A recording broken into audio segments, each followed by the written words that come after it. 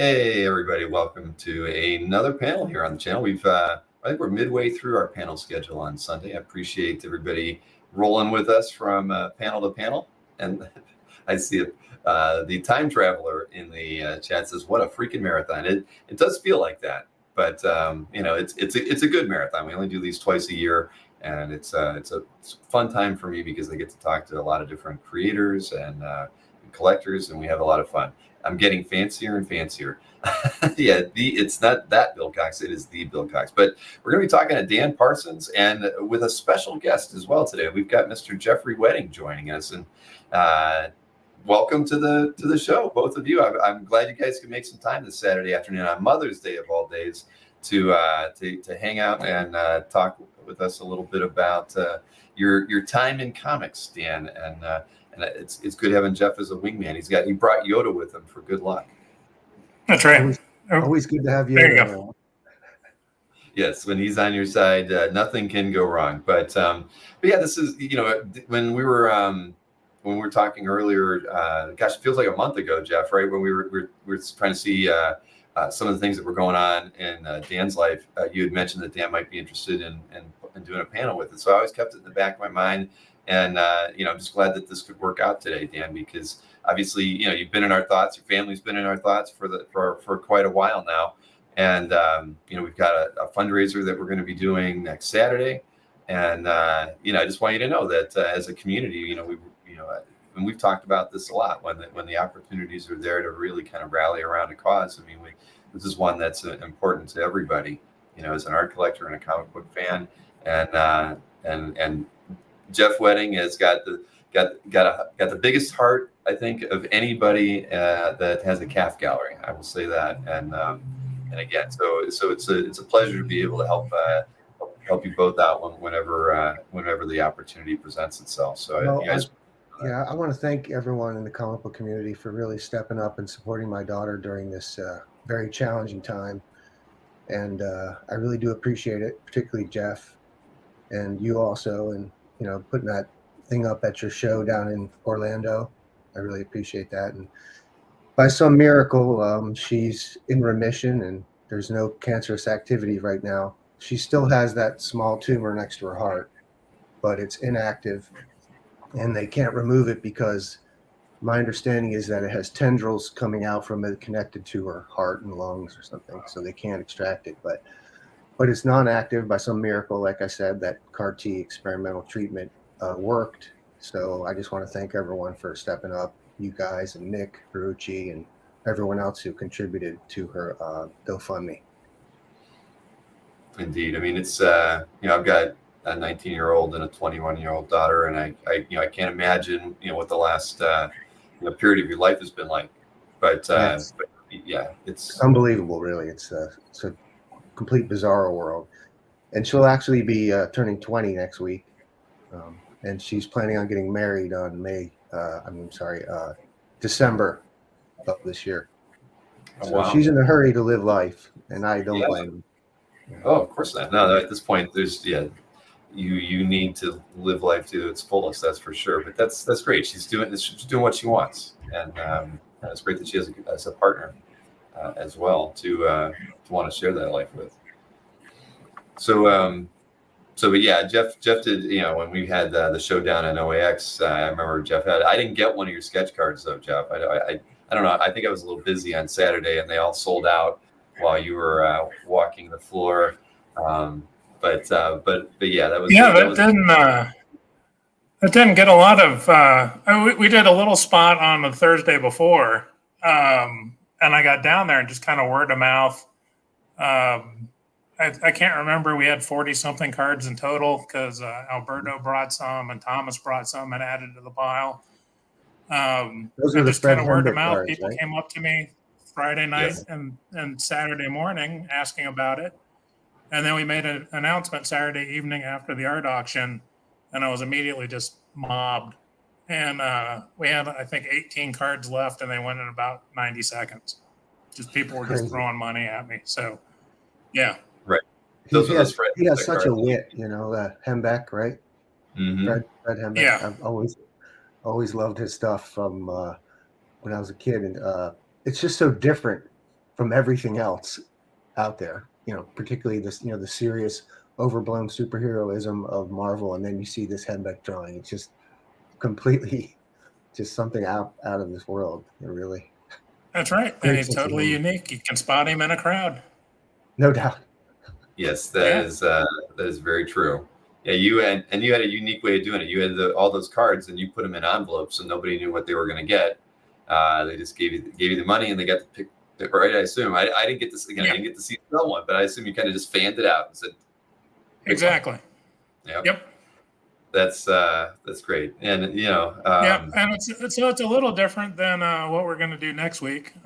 So Lance Suarez, another one of our stalwarts in the community, saw all that was going on, and as you talked to Mannix last night, he did his 2-month tour through the U.S. After OAX before heading back to the Philippines. And Lance caught him and had him do a stack of Mannix sketch cards. And so that'll be the auction next Saturday. Bill's got one there, actually. I'll just show one off. I took it out of the sleeve, but the camera's still, it's only going to focus on it there. But yeah, you got a Batman hanging upside down. What does it say? Batman Awakens. So I think we have like 6 Batman sketch cards from Mannix, maybe 5 Wolverines, and then maybe... I don't know. Then there was a couple other ones: a Storm, a Cyclops, Daredevil. Which the Daredevil's awesome. I don't mind showing this one off again because you show it like that, and but then you realize the city's up there, and you have to turn it around, and he's really upside down. I mean, that's a good sketch card. And then there's a Storm, Doctor Strange, a Ghost. Ghost Rider we got, and the Doctor Strange is pretty nice too. Oh, there we go. It's hard to see. I know it's small. But bottom line is we'll have these on Saturday night at 9 p.m. on the channel. So we'll be promoting that in mailings that are going out this upcoming week, and we'll auction each one of them off versus having them at a fixed price, so everybody can if you're interested, you can pick up one, you can pick up multiples. I've got them all here in hand, so I'll be shipping them out afterwards. I'm going to go after the Cyclops one. I just want everybody to know. I'll probably have my wife in the other room. I'll give her a max bid. And so it doesn't look like I'm cheating here in the studio. I'll let her do the bids for me. But yes, Marcus, it is all Mannix for that show next Saturday. But again, it's Lance has been he's another guy in the community. He's never been on the channel, but just a really a guy that steps up at all the right times. He keeps you laughing with some of the things he does, but at the same time when a cause like this presents itself. And I know he's got other things that he's interested in, raising money, within our community. So, and Lance he's sent me funny gifts around here. I've got a few gifts from him as well. So, I mean, just a great guy. And, again, we're going to have a good time next Saturday auctioning those off. And, Jeff, you're welcome to pop in there and say hi to everybody then too. Or maybe we can get Lance to do it. We'll see what's going on. Okay. All right. So, Dan, we want to talk a little bit, about, I know you've had a lot of different things going on in your life, but how have you kind of been able to keep yourself focused on work, over the last year? I mean, how has it gone? And, what kind of things can we expect to be coming from you professionally in the next 3 to 6 months? Well, working on comics has kind of been my, always been my healing place. I mean, it's the thing that revives me. So it, just so happens it happens to my job, which is good. I get paid. But throughout the whole thing with Zyla, I was up at her place watching her cats, being close to her. But of course, I can work from home. So I was working night and day whenever I could on this graphic novel I just finished, a 100-page graphic novel. I don't know if you guys see it's about World War II and Oppenheimer.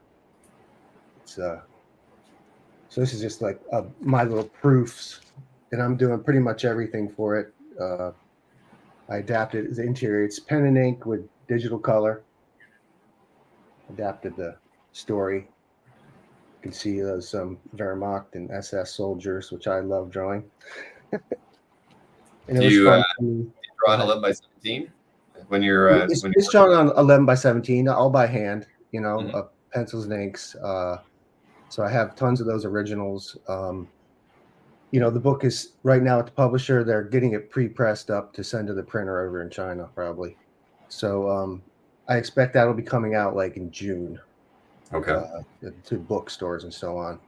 So when I returned from Zyla's place, I basically was finished this, and it was kind of weird, surreal having just this, flurry of all this activity and close to death, and then getting this done, and then I had no job. It's like, so it was kind of a strange thing. So I decided to take it was like a month and go back to my Savage Planet. I might have mentioned a little while last year when we had that podcast year before that. I'm I'm collecting this 3-issue series. Oh wait, that I did.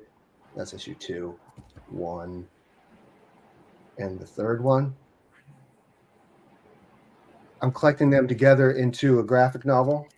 And this downtime I went and finished up the final 4th part, which is 40 pages, and then getting together everything. The Philback brothers did a 16-page story for me too. Of course, Jeff knows the Philback brothers well, since they both live in Vegas, and we used to hang out all together years ago in the old days. But they have a 16-page Savage Planet story, which I wrote, and that's going to be included in the graphic novel. So basically, in this month where I had no incoming for hire work, I decided to go back and get that finished up. So I finished coloring all that, 112 pages, lettering it up. I couldn't find the letter files for 2 of the issues. I had to re-letter it, and I'm glad I did, because some of the lettering was pretty poorly done. But and I'm doing a new painting, oil painting, for the graphic novel. I'm in the middle of it. I'll go grab it real quick. Okay.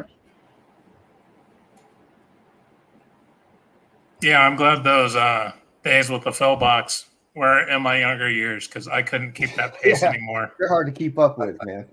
I can't stay awake for a whole San Diego con. Yeah, without and sleeping. Drink in the middle of it.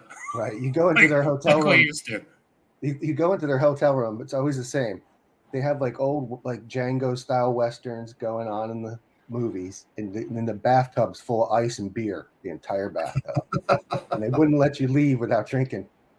Well, we got smart after being threatened with ejection a couple of years for the room parties, and so we decided we'd do one night during the week that would be Cowboy Town, and had an official name. And we rented a separate room for that one night in San Diego, so that if it got out of hand, because some of Linsner's guys used to come over, because they were always at the table across from us in the hall, and Dan and a bunch of the other folks that were at Dark Horse working on Star Wars at the time, because the Philbox were drawing Clone Wars.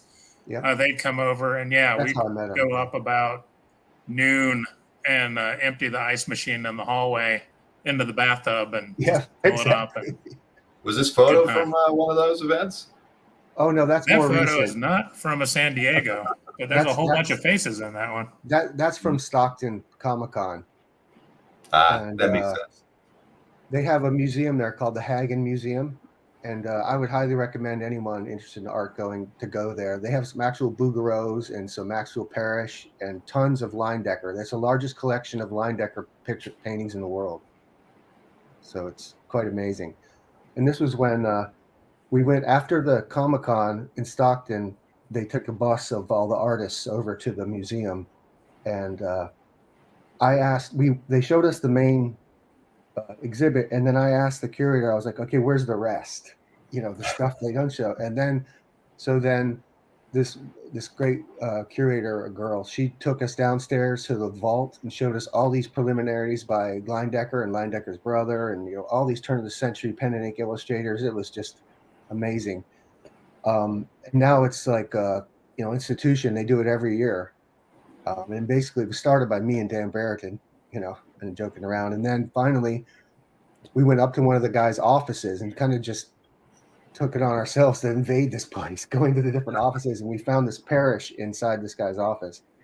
And of course, Bill Morrison's there. He's a very funny guy. And he brought his own magnifying glass. I don't know if he picked that up off the desk, or I think he picked it up off the desk, and it was just like an impromptu moment, But Yeah, that was a really good time. In fact, that picture's from the very first time they did it. So it's old history there. Not as far back as the Philback brothers, though. No, that was a while. I'm glad I survived those days. Anyways, I wanted to show you guys this. It's an oil painting on wood board. I just let me get it over here. This is basically the underpainting, so you can see there's all this is just over here. Everything's backwards. This is all like underpainting, and so far I've just worked on these two figures over here, putting the oils down, the thick paint. So that's what I was doing for that 1 month, and then out of the blue, I was contacted by the people doing the Savage Sword Conan magazine, and so they hired me to do a Conan story, and that's wow, awesome. totally out of the blue.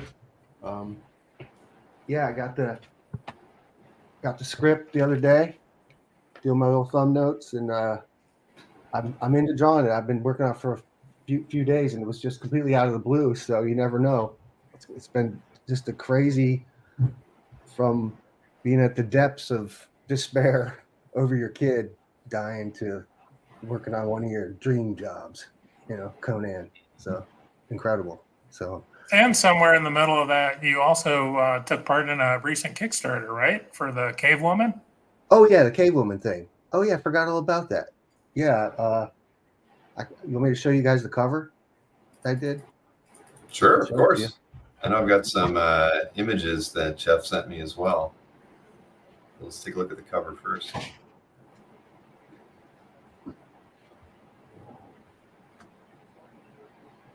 Yeah, I just did this cover. I think this is going to be not with the Kickstarter though. I think this is for the Diamond distribution, the Diamond edition. So it has Cave Woman, my character Harpy, Luxura, and then the Animal Mystic girl, Greg Williams, and that's all pen and ink. Very nice. Wow. And I colored it in Photoshop. But yeah, so that's gonna be one of the covers. Yeah, this is going to be. I believe it's going to be a cover for the like I said, the Diamond Previews version. Or from the retailers order it from Previews. I did a different cover for the Kickstarter. If you go on the Kickstarter, you'll see it's a different cover. It has like Harpy battling with K Woman and the big King Kong type, ape is behind. But so how long has it been since you've done a Harpy story? Because that's one of your creator-owned characters, and it's been quite a while, hasn't it? Sure has. Golly, I think it's been like I don't 20 years maybe. Because well, no, that's not true, because in this new Kickstarter, there's an 8-pager I did. Oh, there it is. There's a page from I got some images here for you. So that was a few years ago, just not that long ago. I thought you meant like an actual Harpy by herself story, which has been, oh yeah, that's cool. You guys got that. And this is kind of I sent a few of the Kickstarter preview images to Bill the other day. So oh great! I didn't even know they had these images this up there. afternoon. Yeah, that's cool. It's a lot of fun to work on. The new Conan I'm doing for the Savage Sword magazine is also going to be in the same style, which is basically, pen and ink with wash. It's a black and white, just like the old Savage Sword. Oh yeah, there's the other cover. I had a color version of that cover, but I don't know what I did with it, the other cover. But yeah, similar technique though, pen and ink, and then colored in RGB for the cover. But yeah, so that same publisher, Amaryl, I did 2 Harpy stories that have never been published, complete, 2 22-page books, Harpy books, and they've never been published. He's just keeping hold of them. He's one of those people, kind of like a collector to the core. He just wants things, not necessarily publish it. He just sees something he likes and he wants it. So someday, hopefully, they'll get published. He said he wanted me to maybe do some new covers for them. So if that gets around, then I'll do that. You know. Hey, it's at least it's another avenue to work, right? Even if the guy's yeah. a little too serious of a collector. Yeah. But those Cableman's pieces were really nice. The cover was Thanks. great, and it's nice to see, you know, like interior pages that are done like that. You know, you see a lot more, you know, because it is kind of a throwback to the Marvel magazine days and that sort of thing. When you're having artists, you know, to fill everything in and do an ink wash with it.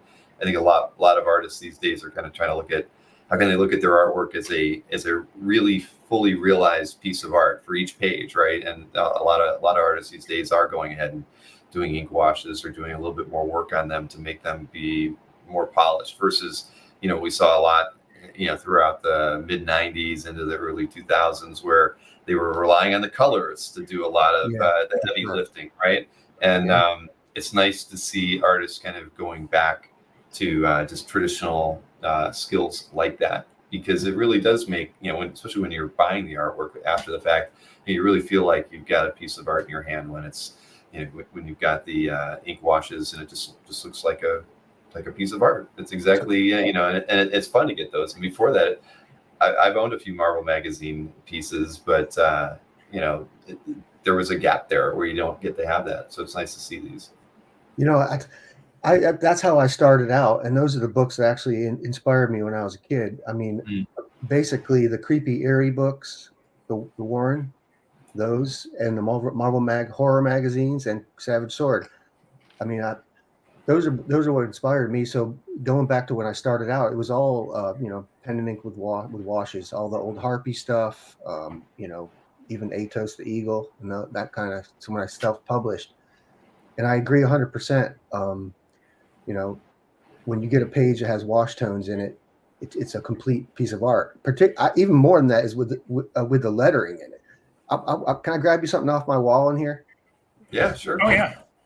And I would, you know, kind of add, I think that with the advent of artist editions and things like that, when you get to see, you know, the actual artwork, I think a lot of artists are looking at that and saying, you know, if one day an artist edition is done from my work, you know, this is how I want it presented, right? Versus just straight pen and ink line art.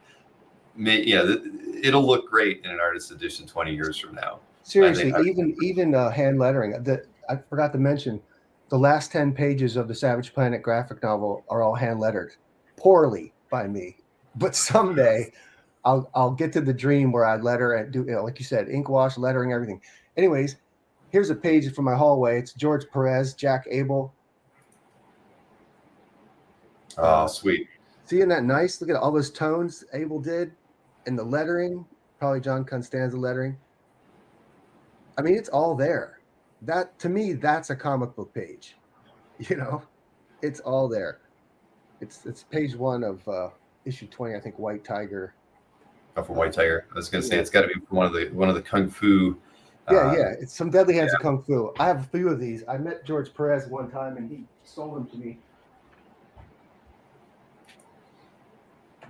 Yeah, we were just talking about George Perez in the last panel with Mark Wade, but yeah, I'll just show you. I'll just show you some of the pages. Oh, you got another one? Oh yeah, got a few of these. Isn't that great? Oh, look at that. I mean, awesome. It's all there, and you know, the lettering, the great use of gray by Abel.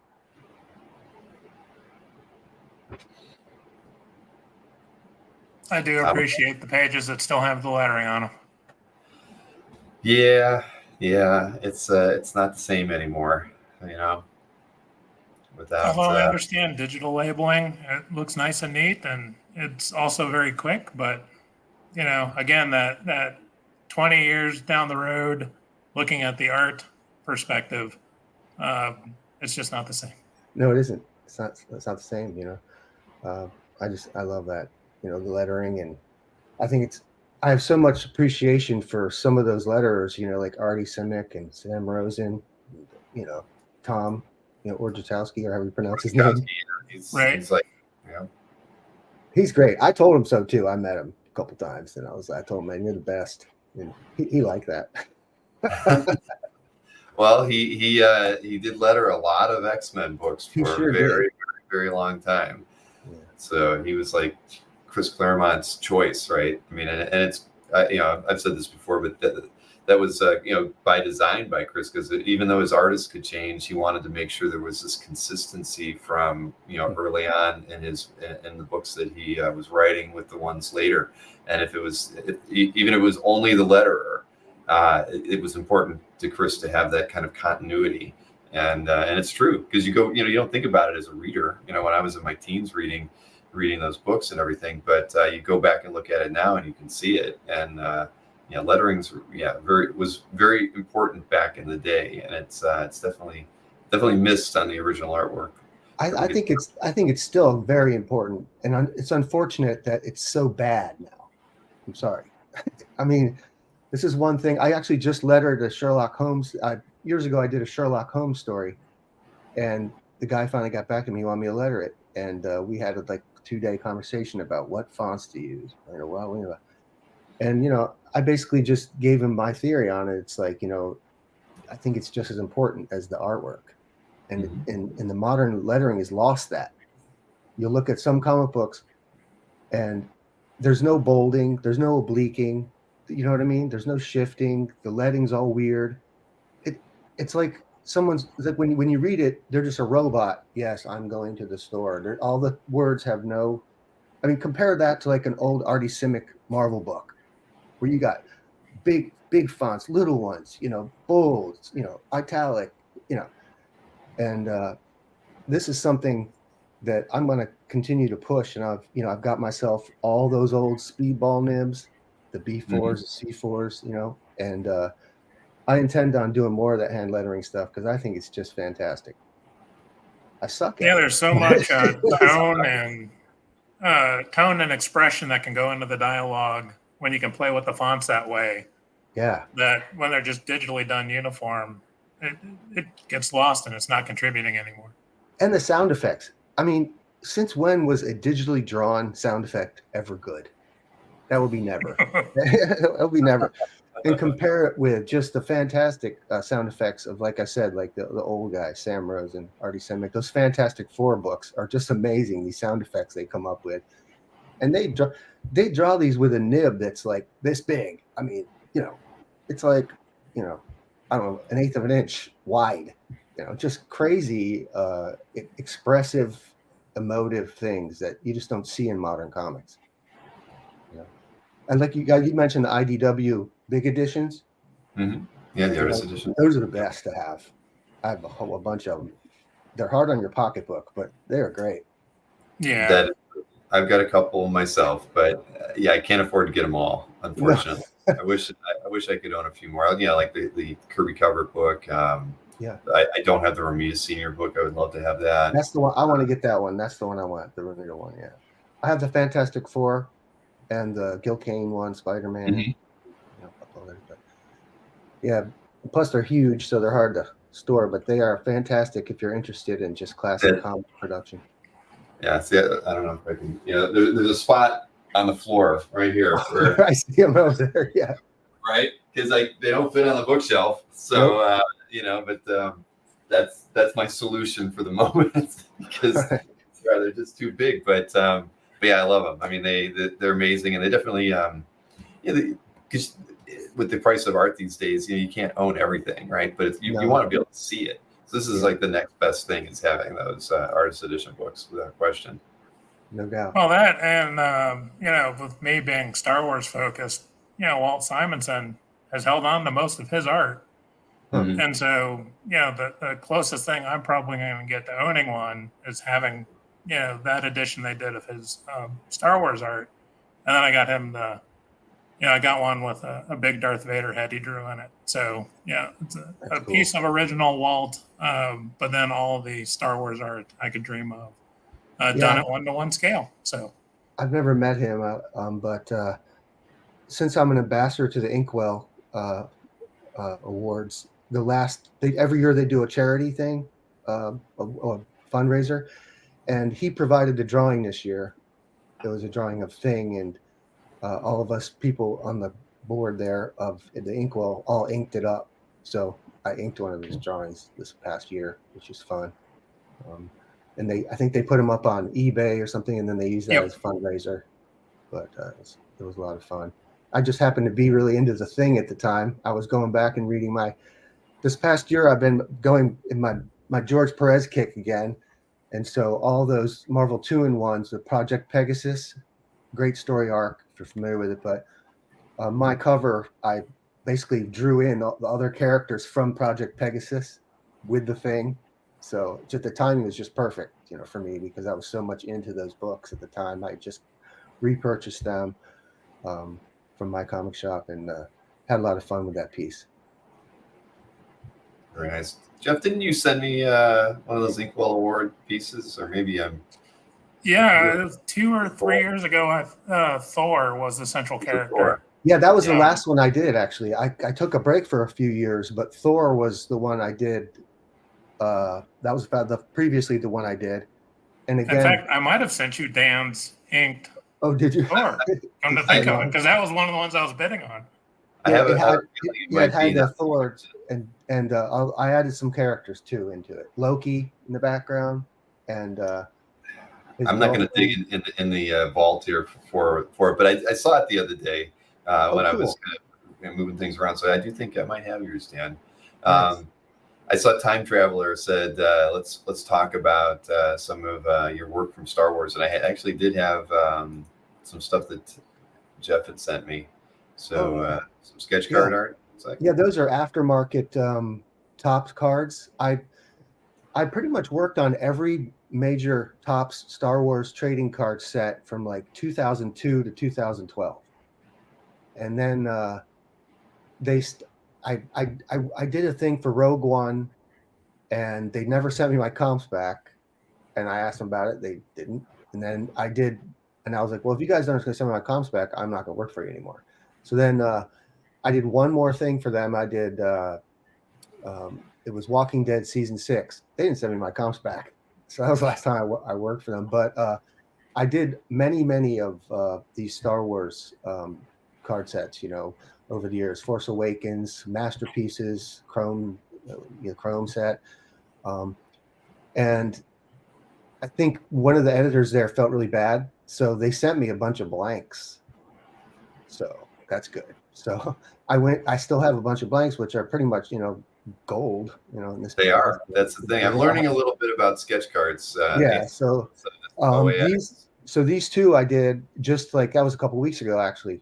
I think maybe 2 or 3 weeks ago. Yeah, I swiped this one off your Instagram. Yeah.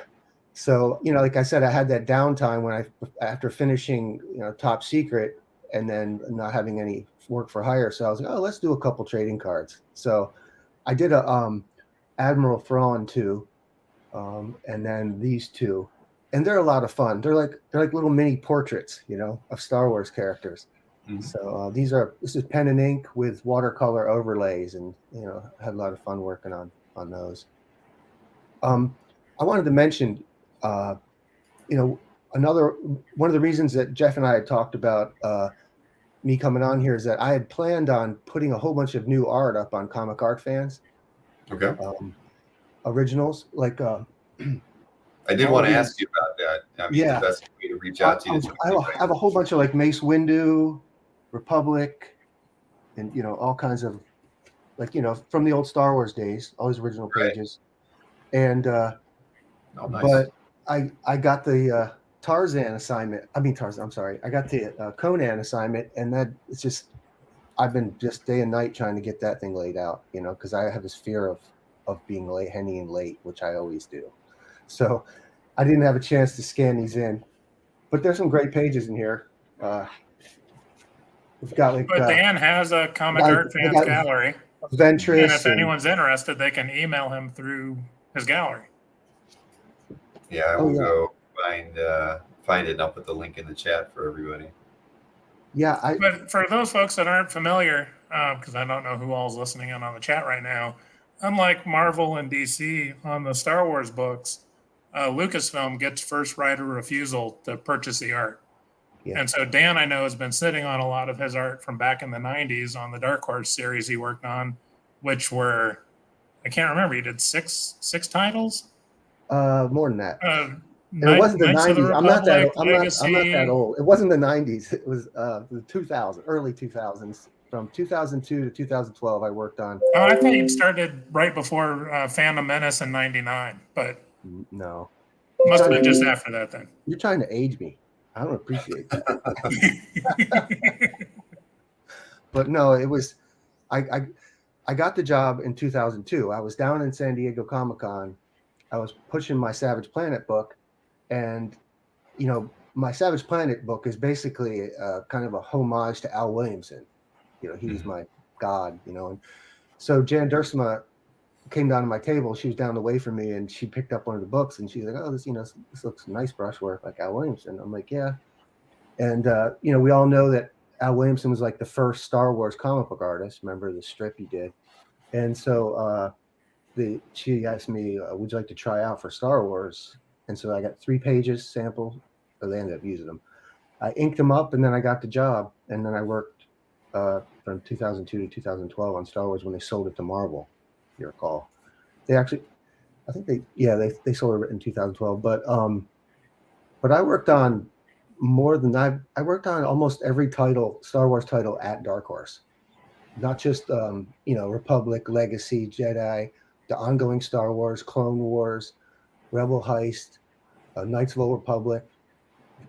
Pretty much everyone besides Dark Times, I think, is really the thing. So I have all those originals still, because of the reasons that you mentioned, because of the right of first refusal with Lucasfilm.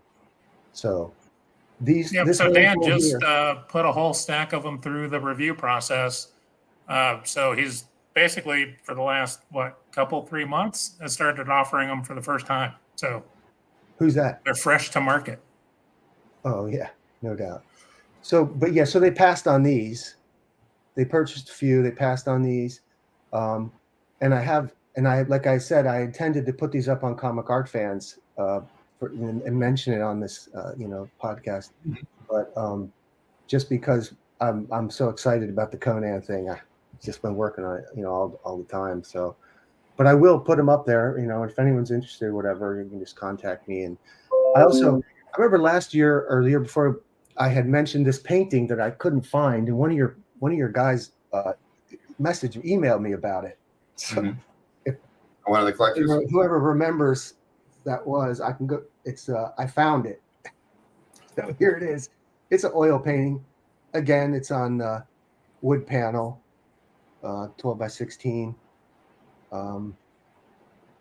Anyways, I thought I wanted to mention that since I actually told the guy I'd find it, and I did. So. What was that? Was it? I'm not the most organized person in the world, so I apologize. was that printed, or was that? Oh yeah. Yeah, what was that from? Yeah, that's the cover of Savage Planet #3. Oh shoot! Yes, I did see that. That's right. Yeah.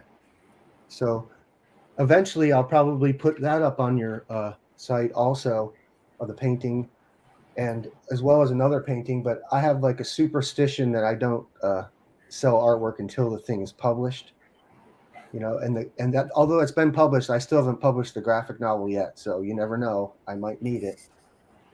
I have one other painting for this one has not been published, but I was thinking about maybe using it for the back cover or something. Like another oil painting. Nice. Let me switch over to that. There you go.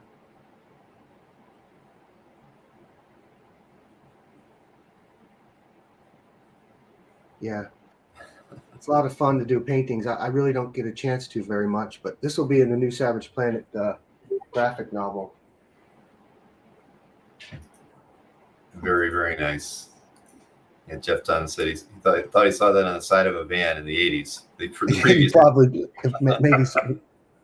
And Marcus keeps saying, offer your artwork now in a live stream. We're not prepared to do anything like that, Marcus, but that would always be an option, Dan. If you're ever pressed for time, we could definitely help you out. See, Marcus is like, why aren't you helping him sell his art right now? We didn't talk about it. We're all too busy to think straight. Well, I think what needs to happen is Dan needs to look at his calendar out past Conan, and you guys can pick a date to do a sales show. Right. I mean, we could certainly work it out. I mean, because just so you know, Dan, we do sales shows on the channel. Sometimes, you keep the art. In some cases, the artist ships me what they have. we sell it. I ship everything that gets sold, and then I ship it back. So, just to make it easier, because I know shipping art is like the worst part of the whole process of selling artwork. Yeah. So, so I'm game for anything, but we can hash that out after the show, and then do a stream in the future, and that way, it might just make your life easier, and just the one piece you showed with Mace Windu on it looked fantastic. I know there's going to be people who are interested in picking up that artwork. So, Cool. let's talk about it. I appreciate that, and maybe once I get the graphic novel actually done and out, that would probably be a good time for that. Help promote it a little bit, and if you're going to do your show in Orlando next year again, I'd like to come to that possibly and bring a bunch of art with me. We can definitely talk about that. We had to get through this weekend's Comic Art Live before we get super into working on the guest list, and but we're starting a little bit earlier than we did last year, which is a good thing. But one thing that Kazra and I decided was we were holding off until Comic Art Live weekend was over, because we have to redesign the floor plan, where we've actually got more space this year for 2025 and 2024, and there's a lot to kind of figure out, just to know like how many people we can invite and everything. But absolutely, I'd like to talk to you about it after we get, it'll take about a week or two. No rush. I know you're even more busy than me, believe it or not. So what is Mikhail saying? Bill and Dan are like future versions of Jay and Silent Bob. If I grow my hair out, another foot maybe, but backward baseball cap. I'm sure. Yeah, I get it, Mikhail. Everybody wants to do deals now, but we weren't prepared. But we can look at some more Star Wars art, because I know that Jeff, you sent me a few other pieces as well, right? Yeah, here we go. Yeah, I just picked a few of my favorite pages out of Dan's run on Republic and some of the titles. He sent me some preview images of what he had available, because I've picked up a couple pages over the last couple of months. And so I just thought I'd tease everybody in the audience. You know what's crazy about this is that I never realized till I got these pages back, which was very recently, that I used a lot of China crayon. If you look at Ayla's pants, that's with a China crayon. You don't see that.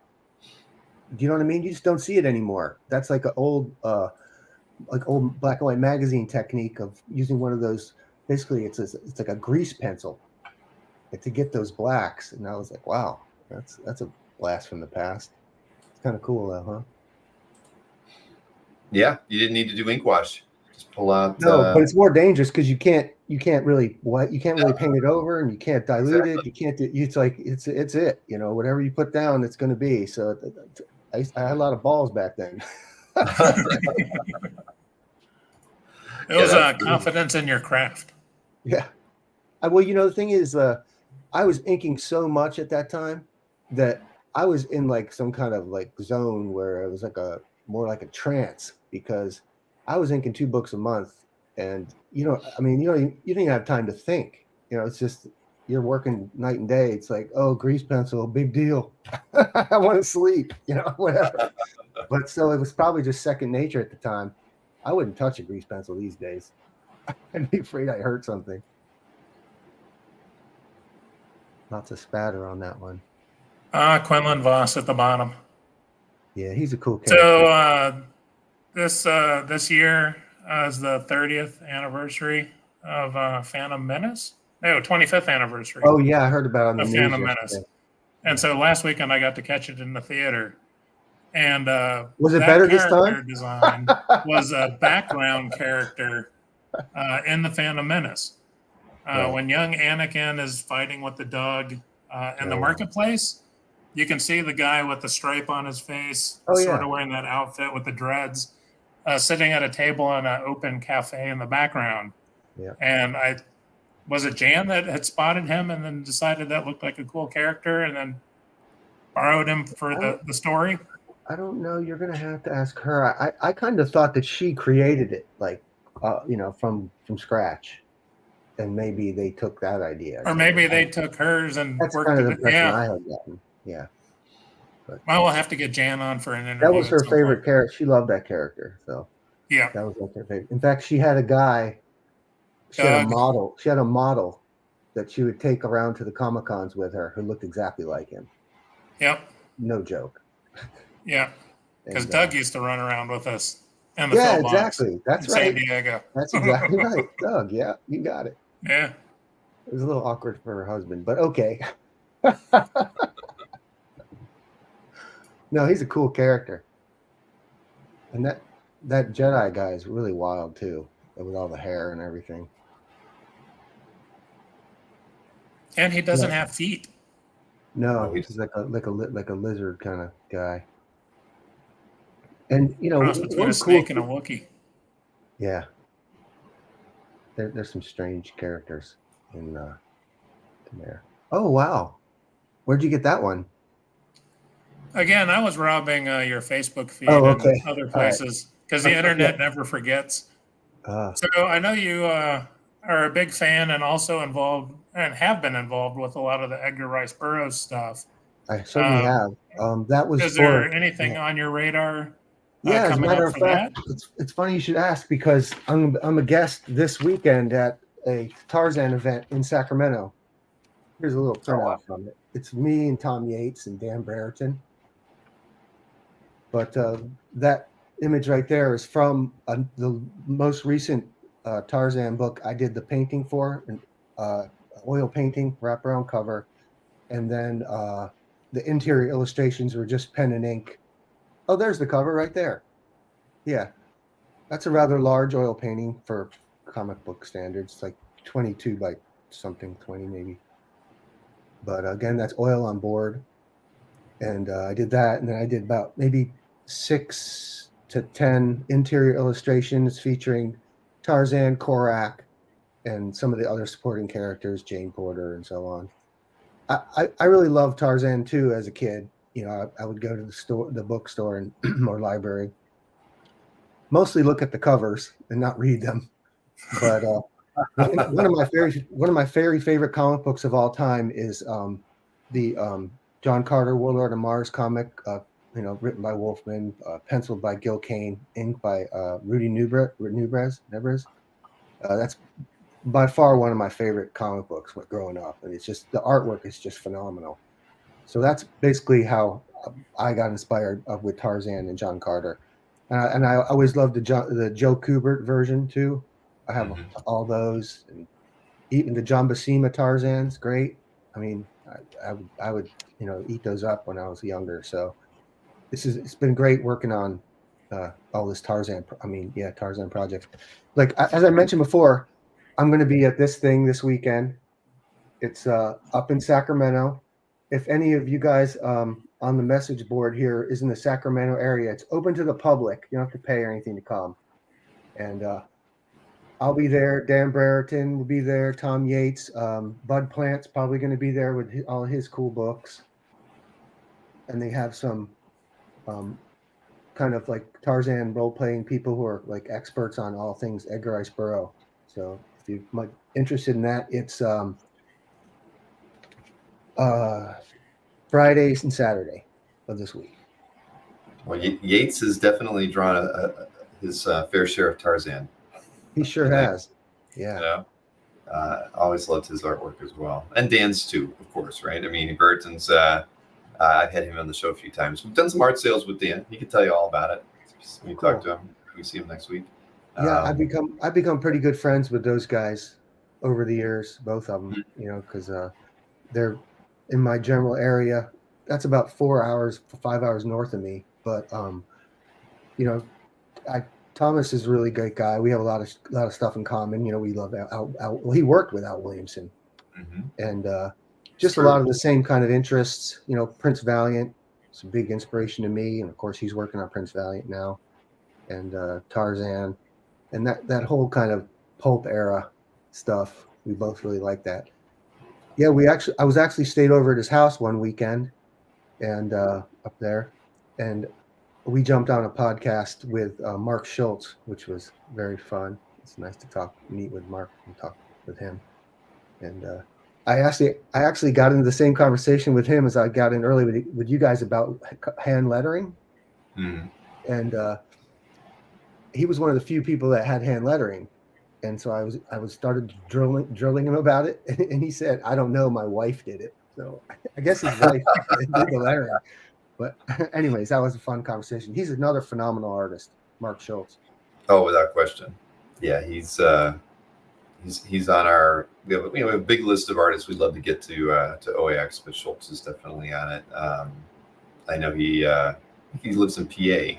I know someplace in that area. So, yeah.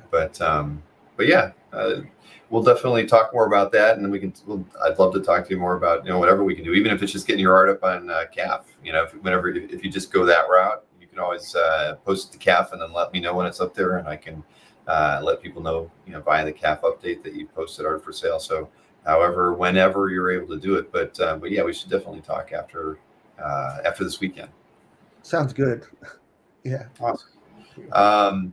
So I do have another panel I need to prep for, and I probably need to grab another Zevia or two before I do that. But I appreciate you taking the time today, Dan, and Jeff as well for helping arrange this and giving me the material for the slides and everything. But I hope everybody can tune in next Saturday evening as well at 9 p.m. when we do the fundraiser. I'll have both Jiggy and the artist Mannix will be with me, for that auction, and it'll be a short Saturday evening show, probably about an hour long, to go through auctioning the 16 pieces. But if you can tune in for that hour, it'll be 9 p.m. Eastern on Saturday evening, the 18th. Cool. And I appreciate your support of that, and especially the time hanging out with us today in the chat as well for this panel. Well, thanks for having me. I appreciate it. No, it's my pleasure. And I think I only linked to your Instagram in the description, but I do need to get your CAF gallery linked in there as well. I'll make sure after the show I get that in there too. Okay. So Dan, Jeff, thanks a lot for doing this, and everybody. If there's any moms out there, happy Mother's Day! Thanks for tuning in on this holiday. We appreciate it. And I've got one more panel to do, and then I've got a few hours off. But you guys take care, and we'll